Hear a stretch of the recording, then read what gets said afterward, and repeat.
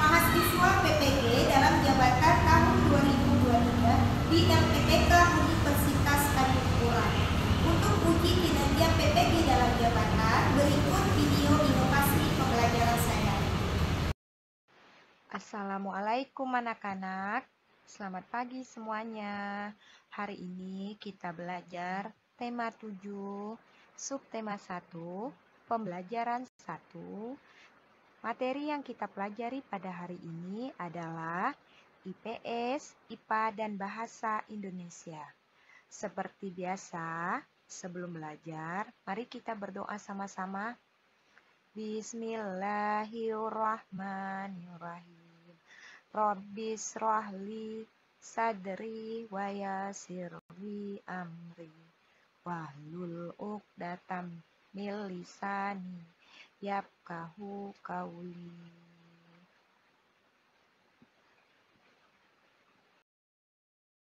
Baik anak-anak, pertama kita akan membahas materi IPS, yaitu kedatangan bangsa Eropa ke Indonesia. Bangsa Eropa berusaha melakukan penjelajahan samudra. Portugis adalah bangsa Eropa yang pertama kali datang ke Indonesia. Mereka berhasil mendarat di Malaka pada tahun 1511. Kemudian disusul oleh bangsa Spanyol, Inggris, dan Belanda. Awalnya, kedatangan bangsa Eropa ke Indonesia hanya ingin mencari rempah-rempah. Akan tetapi, tujuan tersebut berubah menjadi tujuan lain. Ingin menguasai perdagangan rempah-rempah langsung dari sumbernya, mengambil kekayaan sumber daya suatu wilayah, serta menguasai wilayah strategis perdagangan. Nah, ini faktor-faktor yang mendorong bangsa Eropa melakukan penjelajahan samudra, yang juga kita kenal dengan semboyan 3G, yaitu gold, gospel, dan glory. Faktor yang mendorong bangsa Eropa melakukan penjelajahan samudra, pertama, adanya keinginan mencari kekayaan. Kekayaan yang mereka cari adalah rempah-rempah. Sekitar abad 15 di Eropa, harga rempah-rempah sangat mahal. Mereka membutuhkan rempah tersebut untuk industri obat-obatan dan juga bumbu masak. Faktor kedua adalah adanya keinginan menyebarkan agama atau gospel. Jadi, selain mencari kejayaan dan jajahan, bangsa Eropa juga membawa misi khusus, yaitu menyebarkan agama kepada penduduk yang dikuasainya. Mereka menganggap tugas mereka ini sebagai tugas suci yang harus dilaksanakan ke seluruh dunia. Kemudian, faktor yang ketiga, adanya keinginan mencari kejayaan atau glory. Jadi, penjelajahan yang dilakukan bangsa Eropa juga bertujuan untuk mencari kejayaan. Mengapa demikian? Karena adanya anggapan bahwa apabila suatu negara mempunyai banyak tanah jajahan, negara tersebut termasuk negara yang jaya atau glory. Jadi, negara Eropa berlomba-lomba mencari tanah jajahan sebanyak-banyaknya. Selanjutnya, peristiwa-peristiwa pada masa pemerintahan kolonial Inggris. Jadi, kedatangan pasukan Inggris di Indonesia itu mendapat dukungan beberapa raja di Jawa. Karena merasa kecewa dengan pemerintahan Belanda di bawah pimpinan Herman Willem Daendels, setelah berhasil menguasai Indonesia, pemerintah Inggris kemudian mengangkat Thomas Stamford Raffles sebagai gubernur Indonesia. Raffles ini memulai tugasnya pada tanggal 19 Oktober tahun 1811. Adapun kebijakan-kebijakan pada saat itu, pertama, kebijakan di bidang ilmu pengetahuan. Mengundang ahli pengetahuan dari luar negeri untuk mengadakan berbagai penelitian Indonesia. Kedua, Raffles bersama Arnoldi berhasil menemukan bunga bangkai sebagai bunga raksasa dan terbesar di dunia. Bunga tersebut diberi nama ilmiah Rafflesia arnoldi. Kemudian yang ketiga, Raffles menulis buku History of Java dan merintis pembangunan Kebun Raya Bogor. Kebun Raya Bogor merupakan kebun biologi yang mengoleksi berbagai jenis tanaman di Indonesia, bahkan dari berbagai penjuru dunia. Selanjutnya, kebijakan di bidang ekonomi. Pertama itu, menghapus kontingenten. Penyerahan diganti dengan sistem sewa tanah. Kedua, semua tanah dianggap milik negara. Maka petani harus membayar pajak sebagai uang sewa.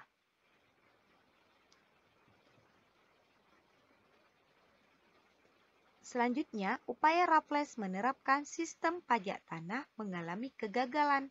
Itu disebabkan karena beberapa faktor, di antaranya, pertama, sulit menetapkan besar kecilnya pajak bagi pemilik tanah, karena tidak semua rakyat mempunyai tanah yang sama. Kedua, keterbatasan pegawai-pegawai Raffles. Ketiga, masyarakat desa belum mengenal sistem uang.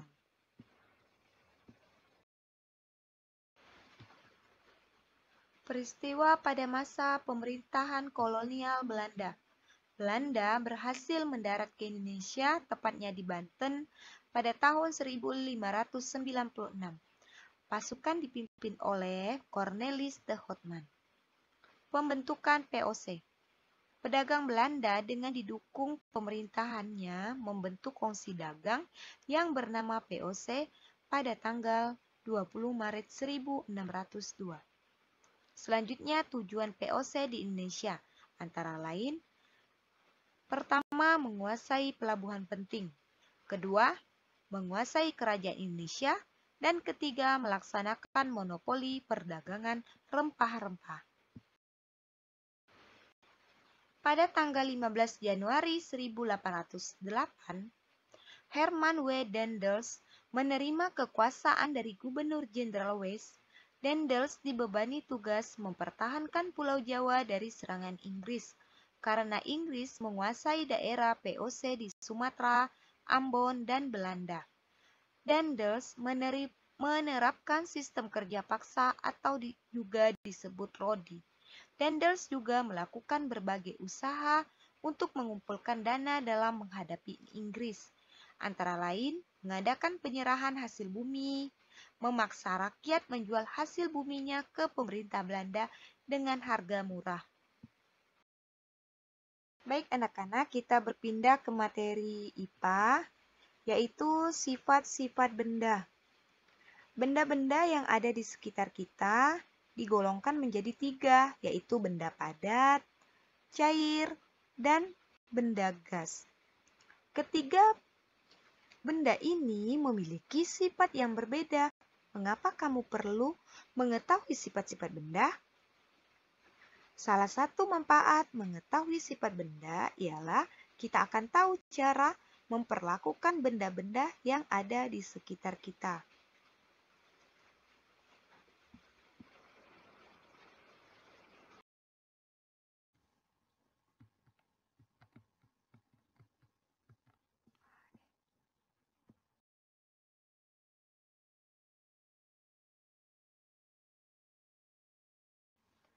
Perubahan wujud benda.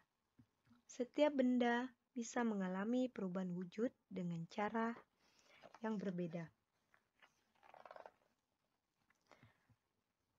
Mencair.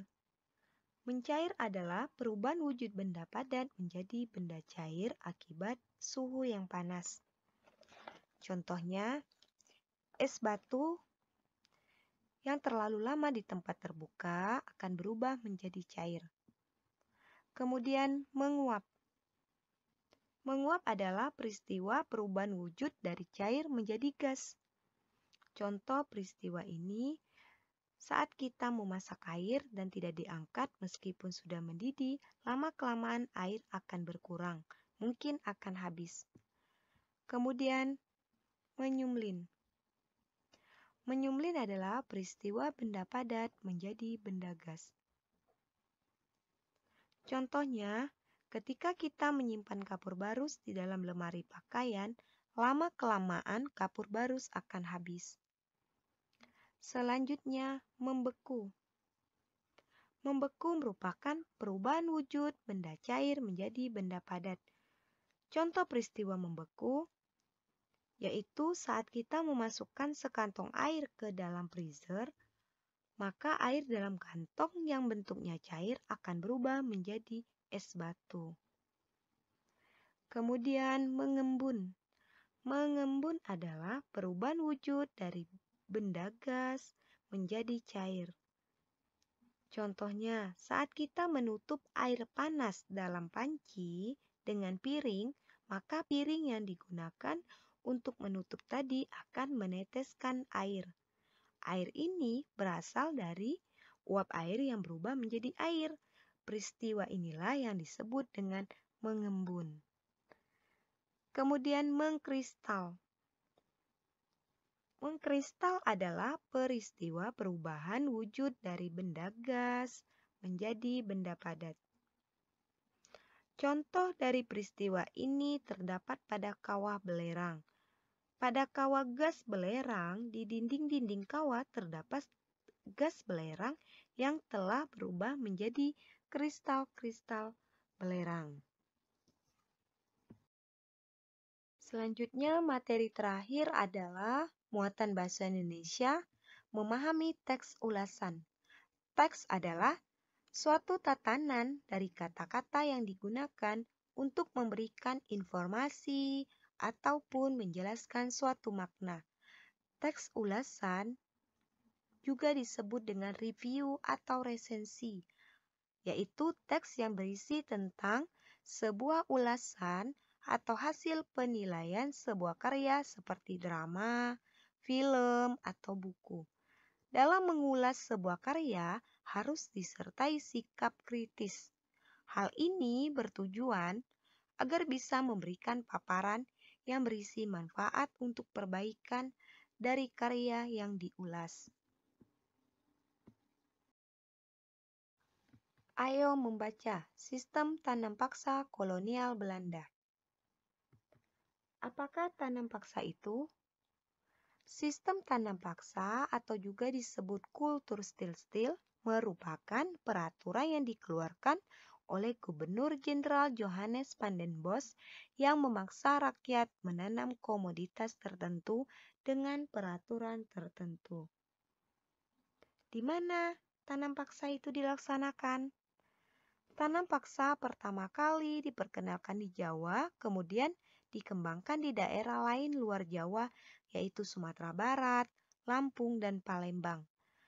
Tanam paksa dilaksanakan sejak tahun 1847 ketika penduduk yang telah lama menanam kopi secara bebas, kemudian dipaksa menanam kopi untuk diserahkan kepada pemerintah kolonial Belanda. Adanya penyimpangan pelaksanaan tanam paksa membawa akibat yang memberatkan rakyat Indonesia. Akibatnya antara lain, banyak tanah terbengkalai, panen gagal, rakyat makin menderita, wabah penyakit bahaya, kelaparan juga melanda. Nah, tokoh yang menentang tanam paksa pada saat itu adalah rakyat Indonesia dan Dweck Dekker atau nama samarannya Multatuli. Baik anak-anak, bagaimana? Apakah kalian dapat memahami apa yang Ibu sampaikan? Jika kalian masih ada yang belum mengerti, silakan memutar kembali video ini ataupun kalian dapat membaca buku LKS maupun buku paket yang ada. Tugas hari ini adalah Bahasa Indonesia dan IPS. Selamat mengerjakan. Assalamualaikum anak-anak, selamat pagi. Hari ini kita kembali belajar tema 7, peristiwa dalam kehidupan, subtema 3, pembelajaran pertama, dan materi yang akan kita bahas pada hari ini, bahasa Indonesia, IPA dan juga IPS. Seperti biasa, sebelum belajar, marilah kita berdoa bersama-sama. Bismillahirrahmanirrahim. Rabbis rohli sadri wa yassirli amri wahlul uqdatam min lisani yafqahu qauli.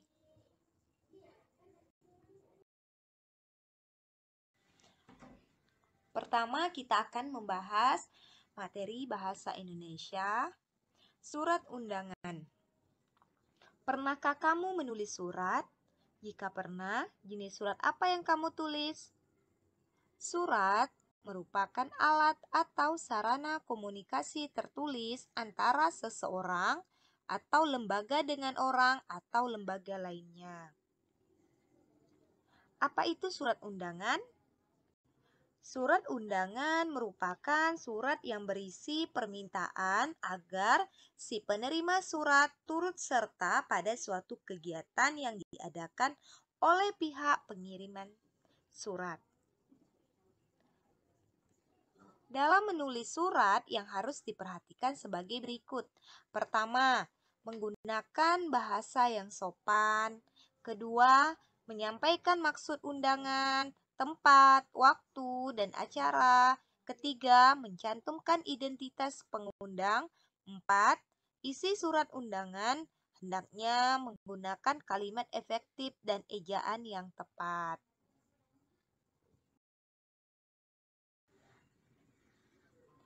Jika dilihat dari kepentingan acaranya, surat undangan dibedakan menjadi 3 jenis, yaitu sebagai berikut. Pertama, undangan resmi. Undangan resmi adalah undangan yang mengatasnamakan sebuah instansi atau organisasi dan kedinasan. Biasanya dipergunakan untuk kepentingan kedinasan. Contohnya, surat dinas, surat kegiatan sekolah, atau surat undangan rapat komite sekolah. Kemudian, surat undangan setengah resmi. Surat undangan setengah resmi yaitu undangan yang mengatasnamakan perorangan yang ditujukan ke perorangan maupun instansi atau organisasi. Misalnya surat undangan acara adat yang diberikan oleh seseorang kepada pemangku adat untuk melakukan acara sakral. Undangan pernikahan, kemudian undangan pengajian. Ketiga, undangan tidak resmi. Undangan tidak resmi yaitu undangan yang mengatasnamakan perorangan yang ditujukan kepada perorangan untuk kepentingan perorangan seperti undangan ulang tahun, undangan perayaan kelahiran.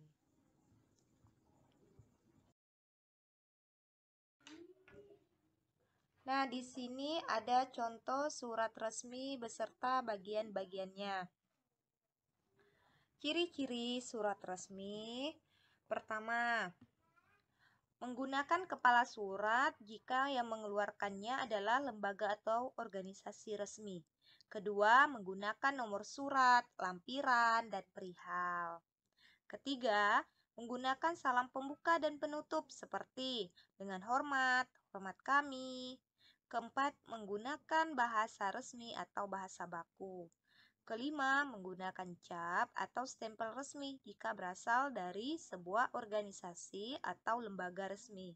Keenam, penulisan surat mengikuti format surat tertentu, jadi tidak bebas.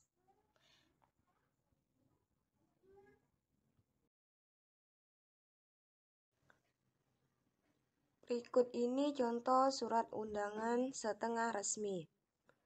Contohnya, surat undangan pernikahan. Surat tidak resmi, contohnya surat undangan ulang tahun.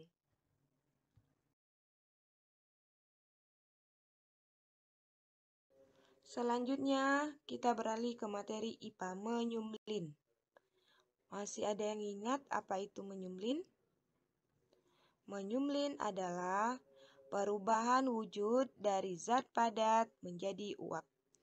Ketika kamu membeli kamper atau kapur barus, kemudian disimpan di lemari untuk mengharumkan pakaian, lama-kelamaan kamper tersebut akan mengecil dan habis. Peristiwa ini dinamakan menyumlin. Contoh lainnya yaitu pada es kering. Es kering biasanya digunakan untuk menjaga makanan agar beku setiap beberapa saat. Jika es kering ini diletakkan di ruangan yang terbuka, es kering langsung berubah menjadi gas. Kemudian, pengkristalan. Pengkristalan adalah perubahan wujud benda dari gas menjadi padat dengan proses pelepasan atau penyerapan kalor. Menghamblur dan mengkristal itu merupakan hal peristiwa yang sama. Penghambluran juga disebut pengkristalan. Contoh peristiwa mengkristal dalam kehidupan sehari-hari sebagai berikut. Pertama, proses pembuatan es kering dari karbon dioksida. Kedua, terbentuknya salju dari kumpulan titik-titik air. Ketiga, lubang knalpot menjadi hitam dan mengering karena gas karbon dioksida yang dikeluarkan menjadi padat.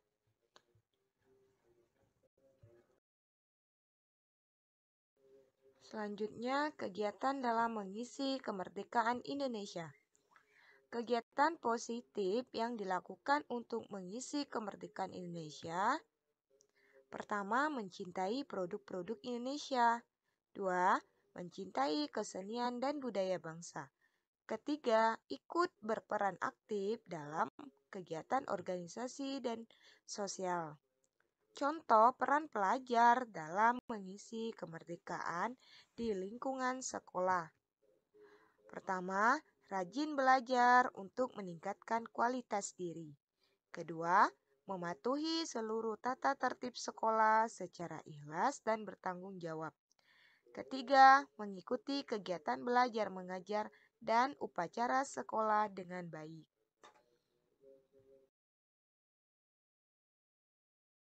Peristiwa lahirnya Pancasila. Lahirnya Pancasila sebagai dasar negara terjadi pada saat sidang BPUPKI yang pertama. Berikut usulan-usulan dasar negara yang disampaikan oleh 3 tokoh bangsa. Pertama, Muhammad Yamin. 29 Mei 1945. Pada tanggal 29 Mei 1945, Muhammad Yamin mengusulkan 5 dasar negara yaitu: pertama, Pri kebangsaan, 2, Pri kemanusiaan, 3, Pri ketuhanan, 4, Pri kerakyatan, dan 5, kesejahteraan rakyat.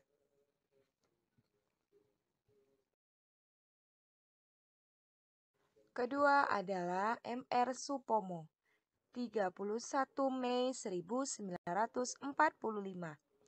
Pada tanggal 31 Mei 1945, Profesor Dr. M.R. Supomo dalam pidato singkatnya mengusulkan 5 asas. Pertama, persatuan. Kedua, kekeluargaan. Ketiga, keseimbangan. Keempat, musyawarah. Dan kelima, keadilan rakyat.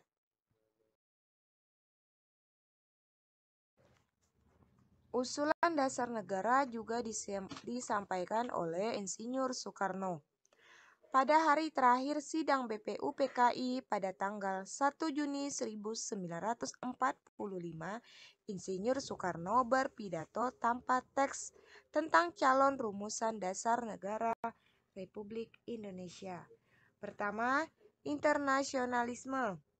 Kedua, Pri kemanusiaan. Ketiga, mufakat atau demokrasi. Keempat, kesejahteraan sosial. Dan kelima, ketuhanan yang Maha Esa. Kemudian, untuk memberikan nama pada kelima dasar tersebut, diusulkan istilah Pancasila. Tanggal 1 Juni 1945 dianggap sebagai hari lahirnya Pancasila sebagai dasar negara.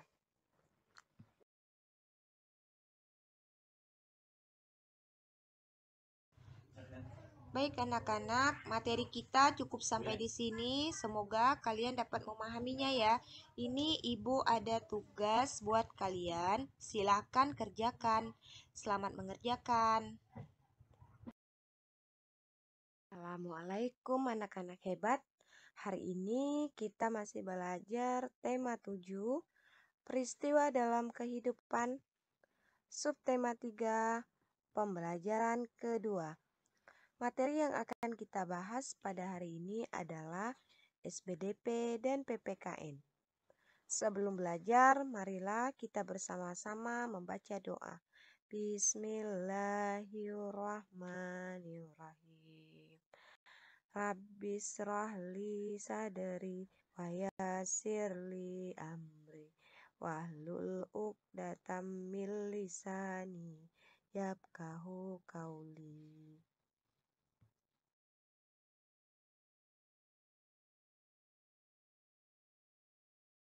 Seni rupa daerah Indonesia. Seni rupa daerah adalah seni rupa yang terdapat di berbagai daerah di Indonesia. Seni rupa daerah dapat berupa seni kerajinan, seni lukis, seni patung. Adapun jenis-jenis seni rupa daerah sebagai berikut. Pertama, seni kriya daerah. Seni kriya merupakan seni kerajinan dalam membuat benda-benda pakai berdasarkan kegunaan dan keindahannya dalam kehidupan sehari-hari. Berbagai seni kriya dapat dijumpai sehari-hari, seperti seni tekstil berupa songket, batik, dan tenun. Selain itu, terdapat pula seni anyam dan seni ukir.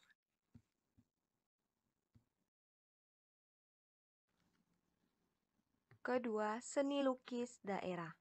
Seni lukis daerah adalah jenis karya seni yang dibuat dengan proses melukis. Seni lukis banyak dijumpai di daerah-daerah di wilayah Indonesia yang memiliki ciri khas tersendiri. Misalnya, seni lukis Bali sebagian besar bertema tentang cerita Ramayana, Mahabharata, tumbuhan dan binatang. Ketiga, seni patung daerah. Seni patung merupakan seni pahat. Pahat adalah alat bertukang berupa bilah besi yang tajam dan ujungnya melubangi, mengukir, mengurangi bahan yang dikerjakan. Hasil seni pahat berupa patung, ukiran, dan wayang.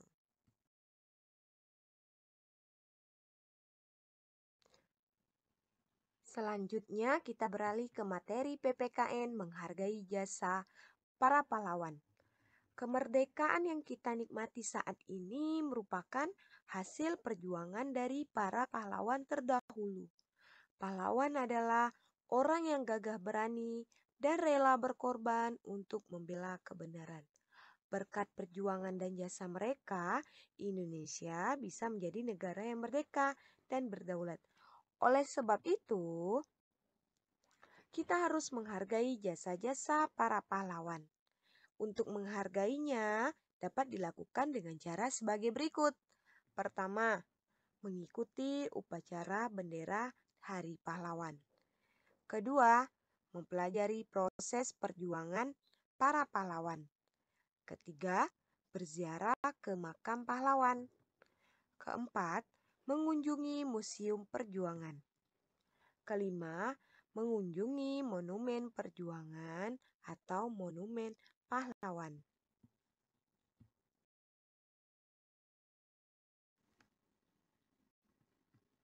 Menghargai para pahlawan juga dapat diwujudkan dengan selalu menjaga persatuan dan kesatuan, seperti tercantum dalam Semboyan Bhinneka Tunggal Ika yang diatur resmi dalam pasal 36A Undang-Undang Dasar Negara Republik Indonesia tahun 1945. Semboyan ini digunakan untuk menggambarkan Persatuan dan Kesatuan Bangsa dan Negara Republik Indonesia yang terdiri atas beraneka ragam budaya, bahasa daerah, ras, agama, dan kepercayaan. Baik anak-anak, materi kita cukup sampai di sini. Semoga kalian dapat memahaminya. Ini Ibu ada tugas buat kalian. SBDP KD 3.4 kerjakan LKS halaman 92 sampai 93 bagian A nomor 1 sampai 5 langsung LKS. Kemudian SBDP KD 4.4 buatlah clipping tentang seni kriya daerah di seluruh Indonesia. Kamu bisa mencarinya di buku ataupun internet. Setelah selesai, silahkan serahkan di classroom ya. Selamat mengerjakan.